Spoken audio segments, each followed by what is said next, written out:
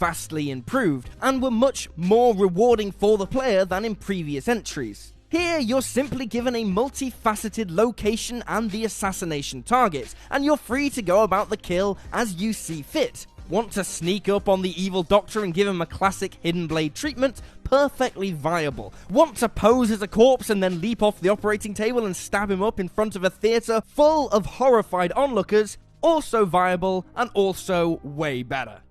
9. Middle-earth: Shadow of Mordor. Since Melbourne House's early Lord of the Rings text adventures released in the 1980s, the Lord of the Rings franchise has had a bumpy ride in gaming. The film's trilogy video game adaptations were, fun enough, but they were short, linear, and carried the odor of hacked-out licensed games. A slew of dry, real-time strategy games followed, and aside from the successful MMORPG Lord of the Rings Online, nothing lived up to the legendary franchise. That is until Middle-earth: Shadow of Mordor, an original story bridging the gap between The Hobbit and The Lord of the Rings. The game focused more on Uruks and their role in Mordor than the stories of elves, dwarfs, hobbits, and wizards. Quite the risk, considering the lack of depth the Uruks have been afforded previously. The risk paid off very well indeed, as the game's much-touted Nemesis system presented a nuanced hierarchy full of power struggles, lively characters, and that one Uruk who would hound you right up until your final confrontation at the Black Gate. It helped that the combat was both visceral and challenging, and made every battle with the endless army of goons feel intense and rewarding. Solid proof that an unusual focus and some narrative risks are worth taking still in that tired world of AAA gaming. 8. Mad Max. Despite releasing in 2015, the very same year as the release of George Miller's masterful Mad Max Fury Road, Avalanche's entry into the Mad Max mythology is not a direct adaptation or spin-off. It is, in keeping with Mad Max's ambiguous continuity, a separate chapter in the legend of the eponymous Mad Max, and it is absolutely head-crushingly awesome. Taking elements from the original trilogy of films and the newest entry alike, Mad Max places the player in a vast, hostile desert, a lot of which turns out to be a dried-out ocean floor. True to form, Max's overarching goal is simply to get his damn car back from Scarborough's Scrotus.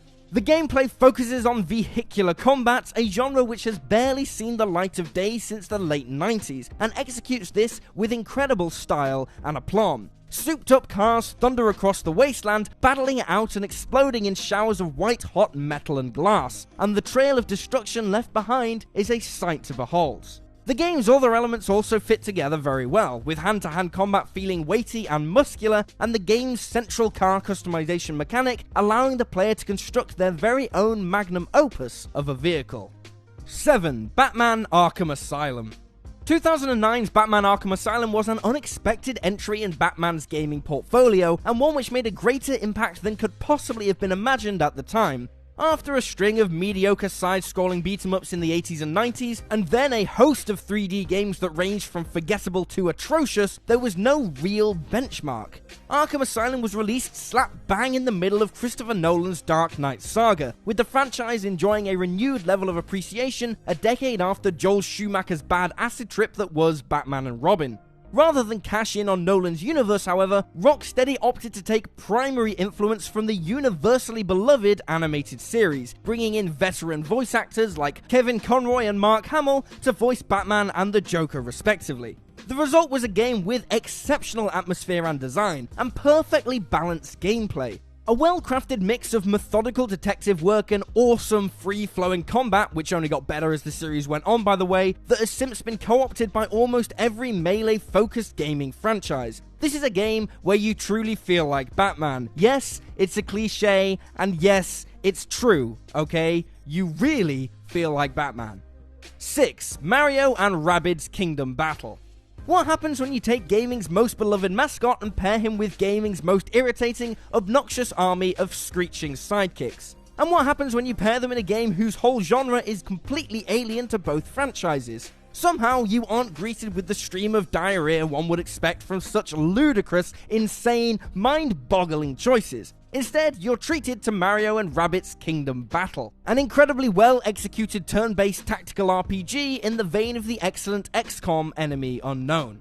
The gameplay itself is deep and well balanced, requiring a lot of thoughtful strategy, but featuring special abilities such as bouncing off teammates to deal damage and traverse the battleground. These additions refer effectively to the Mario series' platforming roots, resulting in a neat blend of strategic action and acrobatic fun. The heightened mobility of both enemies and player characters promotes an aggressive playstyle, and the game therefore keeps pushing forward rather than getting bogged down. The game's design is also dripping with visual personality throughout, and its beautifully animated cutscenes convey a lot of satisfying physical comedy. The Mario-Rabbids hybrid abominations are nothing short of genius in their portrayal, and of course you get to shoot Rabbids in the face with a shotgun. It's the closest you'll ever get to that minion murdering fantasy we all share. 5. The Mummy Demastered. Whether your favourite cinematic iteration of The Mummy is Universal Pictures' 1932 pre-code masterpiece, Hammer's macabre and atmospheric 1959 work, or the swashbuckling 1999 remake of the original is entirely up in the air. Nobody's favourite, however, is the truly forgettable 2017 Tom Cruise vehicle, which resulted in Universal's abandonment of their much-touted, upcoming Dark Universe. A tie-in video game was developed for The Mummy 2017 and somehow managed to not suck. In a bizarre inversion of the classic excellent movie, terrible game trend, The Mummy Demastered was a 2D Metroidvania reminiscent of the absolute best entries in the genre. Taking place concurrently to the events in the film, the player controls a Prodigium soldier under the command of Dr. Henry Jekyll, and interestingly, when killed, is thrust into the body of a different soldier who then has to retrieve their equipment from their zombified former self. The game's pixel art is gorgeous, closely resembling later 2D Castlevania titles, and the gameplay shows a mastery of the genre, showing it a level of respect not commonly seen in tie-in works. 4. Resident Evil 7 Biohazard.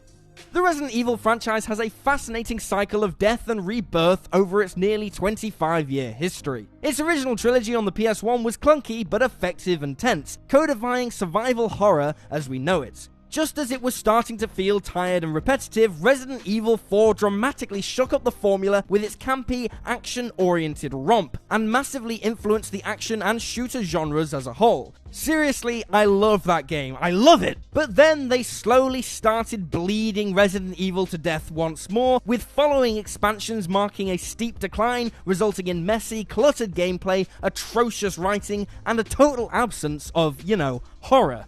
How then could the series possibly recover? Once again, the formula was to be shaken up, taking influence from such titles as Amnesia and Outlast, a new wave of first-person survival horror titles low on combat and high on tense, high-stakes evasion of unbeatable enemies. Resident Evil 7 took those titles as claustrophobic first-person insta-kill horror and mixed in just enough combat segments to create a unique blend that was both tense and terrifying, as well as exciting and cathartic. 3. Wolfenstein: The New Order. The first-person shooter is king, and Wolfenstein was where it all started.